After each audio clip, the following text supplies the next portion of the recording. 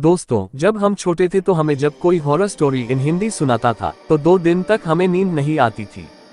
लेकिन आज के समय के बच्चे भूत की डरावनी कहानी हिंदी में और हिंदी स्टोरीज ऑफ गोस्ट सुनना और देखना ही पसंद करते हैं। इसलिए आज हम आपके लिए लेकर आए हैं ऐसी ही भूतिया कुर्सी की कहानी जो आप सबको पसंद आएगी। पुराने समय की बात है, रामनगर नाम का एक गांव था। उस गांव के पास एक घना जंगल था जिसमें राजू नाम का तांत्रिक रहता था। उस तांत्रिक को अपनी तंत्र विद्या पर बहुत ज्यादा घमंड था कि वह जिसे चाहे उसे अपने वश में कर सकता है और जिसे चाहे उससे मार सकता है। गांव वालों को ये बात पता चल गई कि राजू तांत्रिक अपनी तंत्र विद्या का इस्तेमाल करके गांव के युवकों को एक एक करके अपने वश में कर रहा है और कुछ समय बाद ही उन्हें मार देता है। एक दिन रात के समय में गांव के लोगों ने एक टोली बनाई और उस तांत्रिक को मारने के लिए उसके घर की ओर चल दिए। जैसे ही वह सभी लोग उस तांत्रिक के पास पहुंचते हैं तो तांत्रिक उस समय अपनी तंत्र विद्या में लीन होता है और तभी गांव के लोग उसे मिलकर उसकी कुर्सी से बांध देते हैं और आग लगा देते हैं।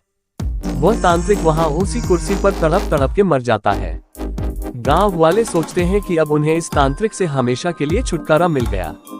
4-5 साल तो बहुत अच्छे से निकल जाते हैं और गांव में भी सुख शांति का माहौल रहता है। तभी वहां शहर से 4 लड़के आते हैं और वह सोचते हैं कि क्यों ना आज रात जंगल में बिताई जाए। लड़के घूमते घूमते उस तांत्रिक के इलाके तक पहुंच जाते हैं। वहां वो लोग देखते हैं कि मकड़ी के जाले लगे हुए हैं, गीदड़ वहां भैंसे के मांस को खा रहे हैं।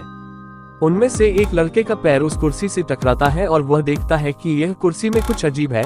बिना कुछ सोचे समझे वह लड़का उस कुर्सी पर बैठ जाता है और उस लड़के में उस तांत्रिक की आत्मा आ जाती है। आत्मा के आते ही लड़का जोर जोर से चिल्लाता है, अब होगा मेरा इंतकाम पूरा, अब मैं इस पूरे गांव को जलाकर नष्ट कर दूंगा।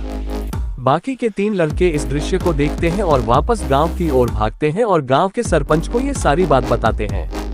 सरपंच गुस्से में आकर उन लड़कों की डंडे से पिटाई कर देता है और बोलता है कि तुम्हें किसने बोला उस जंगल में जाने को और उस कुर्सी पर जाकर बैठने को। लड़के माफी मांगते हैं और अपने दोस्त को बचाने की तरकीब पूछते हैं।